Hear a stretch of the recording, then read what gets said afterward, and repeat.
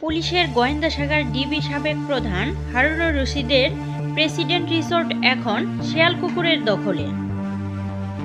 এখন বর্তমানে অন্ধকারে রয়েছে শত কোটি টাকার এই রিসোর্টটি। কোথাও নেই দামি গাড়ির বহর এবং নেই কোনো আলোকসজ্জা। যখন তখন নামে না হেলিকপ্টার। গত 5 আগস্ট ছাত্র জনতার গণ অভ্যুত্থানে পতন হয় সাবেক প্রধানমন্ত্রী শেখ হাসিনার। পরে তিনি ভারতে পালিয়ে যান এবং বর্তমানে তিনি ভারতেই অবস্থান করেছেন। এর মধ্যেই আওয়ামী লীগের অনেক নেতাকর্মীরা গ্রেপ্তার হয়, আবার অনেকেই চলে যায় আত্মগোপনে।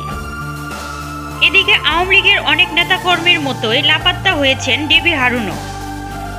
এরপর ডিবি হারুন সমালোচনায় আসে তার নির্মিত প্রেসিডেন্ট রিসোর্ট নিয়ে।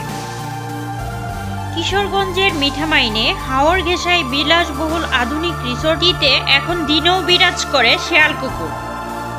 উক্ত রিসোর্টে রয়েছে হেলিপ্যাড এবং আধুনিক সুইমিং পুল সহ শীততাপ নিয়ন্ত্রিত 40টি বিশ্রাম কক্ষ। 40 একরেরও বেশি জায়গা নিয়ে গড়ে তোলা হয়েছে এই রিসোর্টটি। প্রিমিয়াম স্যুটের ক্ষেত্রে প্রতিদিনের ভাড়া 20,000 টাকা এবং সর্বনিম্ন রিল্যাক্স রুমের ভাড়া প্রতিদিন 10,000 টাকা করে। 3 সেপ্টেম্বর 2021 সালে রিসোর্টটি উদ্বোধন করা হয়েছে। ব্যবস্থাপনা পরিচালক হিসাবে প্রেসিডেন্ট রিসোর্টের দায়িত্ব পালন করেছেন হারুনের ছোট ভাই ডাক্তার শাহরিয়ার। প্রিয় দর্শক, এতক্ষণ সাথে থাকার জন্য ধন্যবাদ।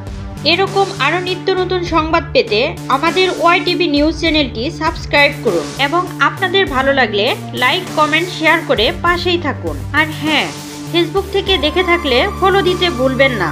ধন্যবাদ।